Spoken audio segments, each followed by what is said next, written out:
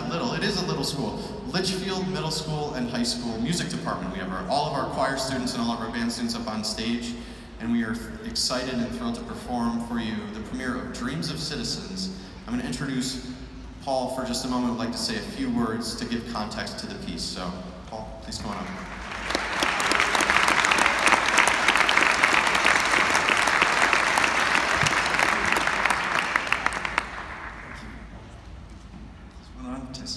Thank you very much. I had inspiration from four citizens of the Litchfield Hills in this piece. The first is a bird. Some years ago, I heard a wood thrush near our home singing a very beautiful series of four phrases, repeating them again and again.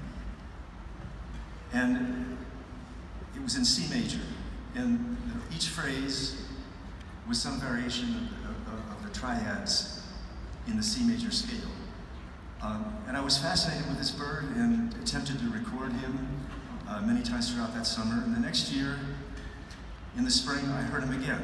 Again, the same song in C major. For 5 years in a row, he came back, probably from Costa Rica, and became a citizen of our community. And I thought, someday I want to use the C theme from that bird song in a piece. And this gave me the opportunity. So that's in the first movement of the piece, which is called Forest. In the second movement, I was inspired by perhaps our most famous author, Harriet Beecher Stowe, about whom I knew very little when I began working on this piece. But each day I'd drive down North Street to town and I'd see that historical marker commemorating the birthplace of Harriet Beecher Stowe. The author, Uncle Tom's Cabin. I had never read this book. I went to the library and borrowed it, and it was a revelation. I never realized the impact that this book made in our country's history. It may have had more to do with ending slavery in the United States than any other thing. It became the biggest selling book, really, in the history of our country. She showed us what one can do when you put forth your values in your voice.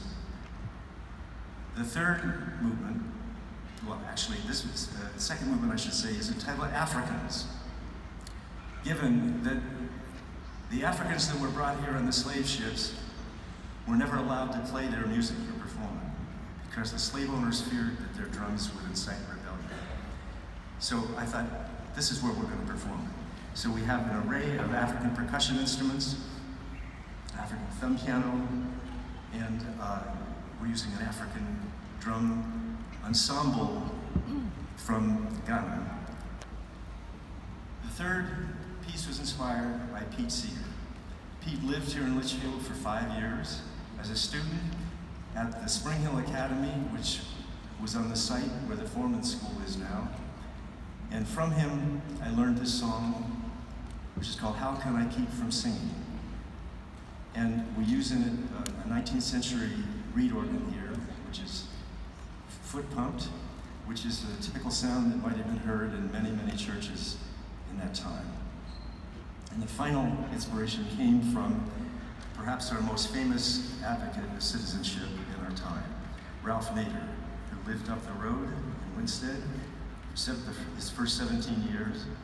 And in this piece, I also put forth the other theme in the work, which is the convergence of European and African cultures in America. This piece is called Every Voice Counts. And I just want to say that